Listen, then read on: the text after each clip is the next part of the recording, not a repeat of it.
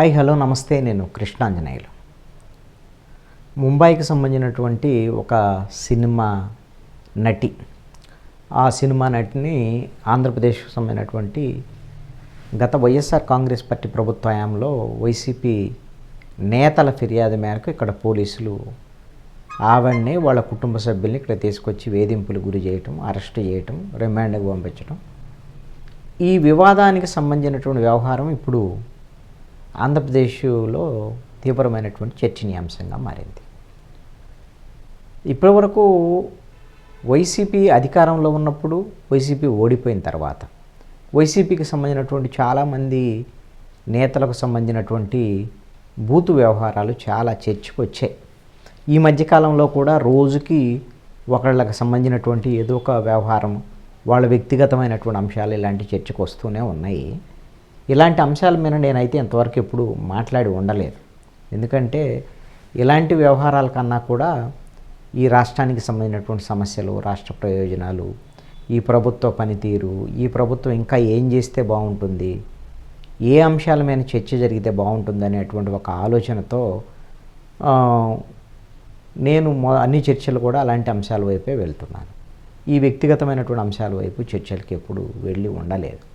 కానీ ముంబై నటికి సంబంధించినటువంటి వ్యవహారము ఇది కేవలం ఏదో బూతు వ్యవహారమో ఇంకొకటో కాదు. ఒక అధికార పార్టీలో ఉన్నతమైనటువంటి స్థానంలో ఉండేటువంటి వాళ్ళ యొక్క ఇన్ఫ్లుయెన్స్తో ఐపీఎస్ ఆఫీసర్లుగా ఉన్నటువంటి వాళ్ళు, ఒక బాధితురాలుగా ఉన్నటువంటి ఒక సినిమా యాక్టర్, ఆ బాధితురాల్ని ఇక్కడికి తీసుకొచ్చి ముంబై నుంచి ఇక్కడ కేసులు నమోదు చేసి రిమాండ్కి పంపించి వేధింపులకు గురి చేయటం అండి, ఇది చాలా దారుణమైనటువంటి విషయం. ఇలాంటి దారుణాలని ఖచ్చితంగా వీటి మీద చర్చ జరగాల్సిందే. ఏ ప్రభుత్వాలైనా సరే, ఏ పార్టీ అయినా సరే ఇలాంటి వ్యవహారాలని చేసినటువంటి వాళ్ళని ఖచ్చితంగా ప్రజలు అసహించుకునేటువంటి అవకాశం ఉంటుంది. ఈ అంశం మీద ముఖ్యమంత్రి చంద్రబాబు నాయుడు కూడా ఈ రోజున రెస్పాండ్ అయ్యారు. ముఖ్యమంత్రి చంద్రబాబు నాయుడు కూడా ఈ రోజున ప్రెస్ కాన్ఫరెన్స్ పెట్టి పోలవరము, ఇతర పారిశ్రామిక సెజల గురించి, పారిశ్రామిక కారిడార్స్ గురించి ఆయన మాట్లాడుతూ ఇవన్నీ ఎక్స్ప్లెయిన్ చేశాడు. దాంట్లో విలేకరులు ఎలాగో ముఖ్యమంత్రి ప్రెస్ మీట్లో దొరికారు కాబట్టి అనేకమైనటువంటి ఇప్పుడు జరుగుతున్నటువంటి పరిణామాల మీద ఆయన అన్నీ అడుగుతారు ఆయన్ని. ఈ ముంబై నటికి సంబంధించి అప్పుడు గత ప్రభుత్వంలో కొంతమంది పోలీసు అధికారులు, కొంతమంది వైఎస్ఆర్ కాంగ్రెస్ పార్టీ నేతలు కలిసి వాళ్ళ మీద, ఆ ముంబై నటి అదేవిధంగా వాళ్ళ తల్లిదండ్రుల మీద అక్రమ కేసులు పెట్టి ముంబై నుంచి ఇక్కడికి తీసుకొచ్చి వేధింపులు గురి చేసి రిమాండ్కి పంపించినటువంటి వ్యవహారం మీద విలేకరులు అడిగారు. చాలా ఇలాంటి దారుణము, ఇది అసలు ఆశ్చర్యం వేస్తుంది. అసలు రాజకీయాలంటే ఎలా ఉంటాయా, ఎంత అసలు ఇన్ని ఘటనలు ఒకటే తర్వాత ఒకటి వస్తుంటే, ఇన్ని వ్యవహారాలు వస్తుంటే అసలు ఆ పార్టీకి సంబంధించినటువంటి నాయకులు, ఆ పార్టీ అధ్యక్షుడు రెస్పాండ్ కావటం లేదు.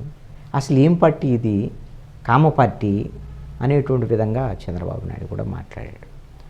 ఎందుకు అని అంటే ఈ మధ్యలో వస్తున్నటువంటి ఘటనలన్నీ కూడా అలాంటివే వస్తున్నాయి. ఆ పార్టీకి సంబంధించినటువంటి వ్యవహారాలు అధికారం ఉన్నప్పుడు వాళ్ళకి అధికారం ఉంది కాబట్టి పోలీసులు వాళ్ళందరూ సహకరిస్తారు కాబట్టి వాళ్ళ వ్యవహారాలు బయటికి రాలా. ఇప్పుడు ఏమిటి, అన్నీ బయటపడుతున్నాయి. ప్రతిదీ కూడా బాధితులందరూ బయటకు వస్తారు, మాట్లాడతారు. అందుకని చంద్రబాబు నాయుడు అసలు ప్రభుత్వము పాలన అంటే ఒకప్పుడు ప్రజల వద్దకు పాలన, జన్మభూమి, సర్ప్రైజ్ చెక్స్, ఆకస్మిక తనిఖీలు, ప్రభుత్వం అంటే ఎలా ఉండేది, ఇలా ఆలోచించేవాళ్ళం. ఇప్పుడు అసలు ఈ రాజకీయ పార్టీలు ఏంటి, ఈ కామ పార్టీలతో వాళ్ళ గురించి చర్చించాల్సినటువంటి పరిస్థితి రావటం ఏంది, చాలా బాధగా ఉంది. అసలు ఇంత దారుణంగా ఉంటాయి ఆ రాజకీయ పార్టీలు. ఇప్పుడు అధికారంలో ఉన్నటువంటి కొంతమంది ఎమ్మెల్యేలు ఎవరో చిన్న చిన్న తప్పులు చేస్తే నేను ఒప్పుకోవట్లేదు, వాళ్ళ మీద సీరియస్ అవుతున్నాను అని చంద్రబాబు నాయుడు వివరించినటువంటి పరిస్థితి ఉంది. మరి ఈ ముంబై నటికి సంబంధించినటువంటి వ్యవహారంలో కీలకం ఏమిటి అని అంటే, అసలు వాస్తవంగా ఇది బయటకు వచ్చినటువంటి అంశము వైఎస్ఆర్ కాంగ్రెస్ పార్టీకి చెందినటువంటి నేత కుక్కల విద్యాసాగర్ అనే ఇతను ఇంతకుముందు పెనమలూరు 2014లో ఎమ్మెల్యేగా పోటీ చేసినటువంటి అభ్యర్థి వైఎస్ఆర్ కాంగ్రెస్ పార్టీ. ఆయనకి ఏదో ముంబై ఆ సినిమా నటికి ప్రేమ ఉందనే, వ్యవహారం ఉందనే, వాళ్ళిద్దరు ఘర్షణ నేపథ్యంలో తెచ్చారు అనేటువంటిది మొదటగా వచ్చినటువంటి వార్తలు ఇవన్నీ. కానీ అసలు వార్తలు, అసలు నేపథ్యం ఇవన్నీ బయటపడుతున్నటువంటి అంశాలు, బాధితురాలు బయటకు వచ్చి మాట్లాడుతున్నటువంటి అంశాలను బట్టి చూస్తే ఈవిడ ఆల్రెడీ ముంబైలో ఒక పెద్ద పారిశ్రామికవేత్త సంబంధించినటువంటి విషయంలో ఆవిడ మీద ఏదో అత్యాచారానికి పాల్పడ్డారనే దాని మీద ఒక కేసు పెట్టడం, ఆ నేపథ్యంలోనే ఆ పారిశ్రామికవేత్త ఆంధ్రప్రదేశ్లో ఉండేటువంటి ప్రభుత్వంలో ఉండేటువంటి ముఖ్యుల్ని ఎవరు సంప్రదించారో మరి వాళ్ళని సంప్రదిస్తే అందుకని ఆ పారిశ్రామికవేత్తని కాపాడటం కోసం ఈ సినిమా నటుని కుటుంబీకుల్ని ఇక్కడికి తీసుకొచ్చి వేధింపులు గురి చేసి ఆవిడ అక్కడ పారిశ్రామికవేత్త మీద పెట్టినటువంటి కేసు ఉపసంహరించుకున్న తర్వాత ఇక్కడ ఈ కేసుకు సంబంధించినటువంటి విషయంలో ఆవిడని విడుదల చేసినటువంటి పరిస్థితి. అంటే ఇది ఎంత దారుణం! నిజంగా ఒక మహిళ మీద అత్యాచారానికి పాల్పడ్డారనేటువంటి ఆరోపణలకు సంబంధించినటువంటి వ్యవహారాలు అక్కడ పోలీసులు తేల్చాలి.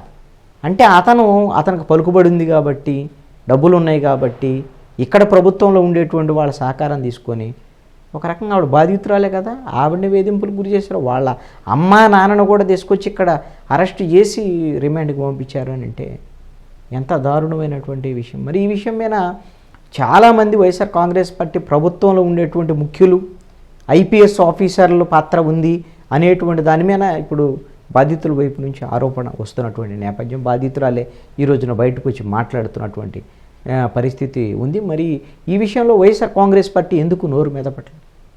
మాట్లాడాలి కదా. వైఎస్ఆర్ కాంగ్రెస్ పార్టీ అధికారంలో ఉన్నటువంటి వాళ్ళు ఆ సమయంలో ఆ ఘటనకు సంబంధించినటువంటి వాళ్ళు మాట్లాడాలి. అదేవిధంగా అప్పుడు ఐపీఎస్ ఆఫీసర్లుగా ఉండేటువంటి వాళ్ళు, బాధ్యతలుగా ఉండేటువంటి వాళ్ళు, వాళ్ళ మీద ఆరోపణలు వచ్చినటువంటి నేపథ్యంలో వాళ్ళు కూడా రెస్పాండ్ అవ్వాలి. రేపొద్దున ఎలాగో కేసులు అయిన తర్వాత, ఎఫ్ఐఆర్ అయిన తర్వాత వాళ్ళని విచారణకు పిలిచేదానికి కూడా అవకాశం ఉండొచ్చు. బాధితురాలుగా ఫిర్యాదు చేస్తే ఇవన్నీ కేసు అయ్యేదానికి, ఎఫ్ఐఆర్ అయ్యేదానికి అవకాశం ఉంటుంది కదా. అధికార దుర్వినియోగం, ఆవిడ మీద మహిళ మీద వేధింపులు, మహిళ కుటుంబీకుల మీద వేధింపులు, ఇవన్నీ చాలా సీరియస్గా ఉండేదానికి అవకాశం ఉంటుంది. అందుకని చంద్రబాబు నాయుడు అసలు ఈ అసహ్యం వేస్తుంది.